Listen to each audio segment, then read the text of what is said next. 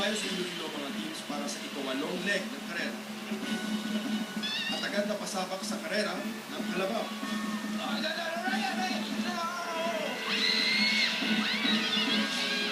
For the fourth time, unang nakarating sa pit stop ang team dating couple. Yes! Oh my God!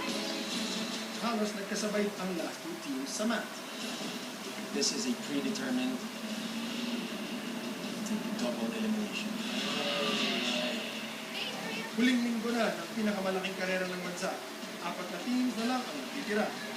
Sino ang tatlong team na maglalaban sa last at final leg?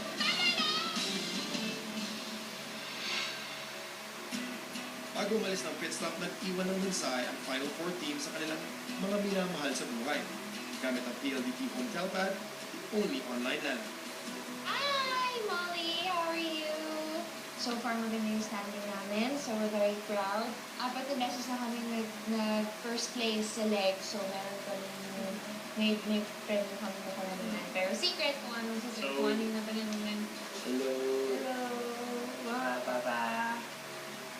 Ito, buhay ko kami. And yun, nandito kami sa Iloilo. Tapos, Lola.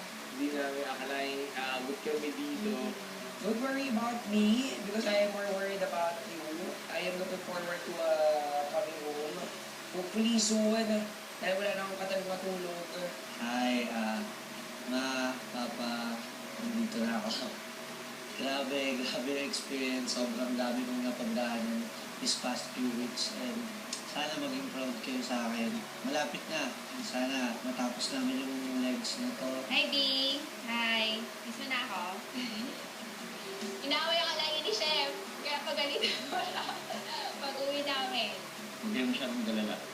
Okay lang kami dito. At marami kami napupuntahan dito na first time. And magulat na lang kayo, hindi na ako ulit.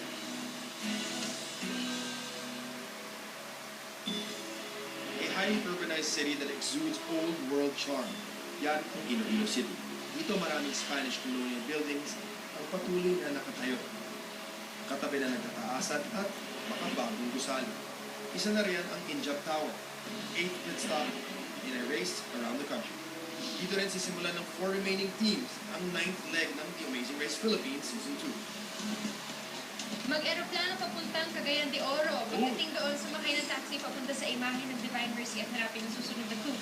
Ang mga team ay mayroong 8,000 pesos. Yay! We're very, very excited. Kasi sa totoo lang, hindi namin in-expect na abot kami hanggang dito. At parang all the prizes are just a reach away. Kaya punta tayo sa Cabanatuan Airport. We know everyone's gonna U-turn us or yield us. So kapag hindi kami mabilis, we could be eliminated this thing. Mag-aeroplano pumuntang Cagayan de Oro. Pagdating doon, sumakay ng taxi papunta sa imahe ng Divine Mercy at hanapin ang susunod na clue. Mati may merong 8,000 pesos para sa leg na ito ng race. Ba't ka naglalakad? Eh, mahanap din ako ng taxi. Kuya, bilis! Kuya, international airport? Pinakamabilis natin yung bra. Yan yung ina-expect na abot kami this far. Ang dasal lang namin, hindi kami matanggal agad yun. Pupunta tayo ngayon ng CDO. Pinakamabilis, Iloilo International Airport. Alam mo papunta doon, kuya?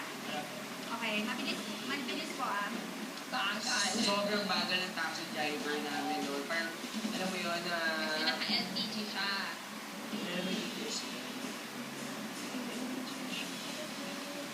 Kuya, pabukas na likod. Alrighty. Woo! Kuya, bibili pa lang ng ticket. Cagayan de Oro. Pa-check po, please.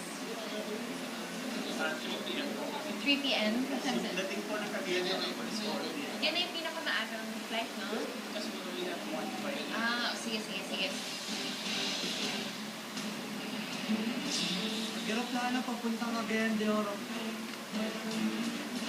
CDO, here we go! Uy, mamaabot pa natin sila.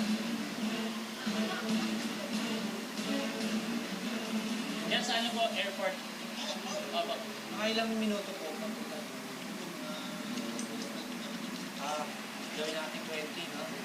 Okay lang, tamon. Parang ang pagkakaalam na Iloilo to Cagayan de Oro, isang beses lang yung flight niya sa isang araw. So, mahirap yun kung hindi kami makakabili sa flight. Kaya di pa rin na natin. Hindi mo yung airport nila kaya. Ticket yung office. Ticket sales. Kapag ng Pinakamaagang CD. flight sa CDO. Ano pinakamaaga? Cagayan de Oro, 3 p.m. Departure, dito ba? Sasakay? Salamat. Ano wala? Ay, salamat. Saan kayo naggaling? Tama na lang yung sinabi. Ano tama ka na tanong? Ayun, isa pa lang nakita na yung flight ko. Dalawang seats na doon dito. Ha? Sorry guys. Hindi pwede. Tagal yung pwede ba dyan? Si Chef's right. Magkakasabay-sabay na naman yung mga teams. Hindi namin nagustuhan yung leveling na yun. Kasi given na ang gagaling ng teams, tapos somewhere we have a yield or a U-turn. So sabi ko parang, okay, we're just gonna have to fight. Hasha! Hi! Nauna kami dito. They had the option to sit wherever, but they chose to sit apart. So, okay lang naman sa amin.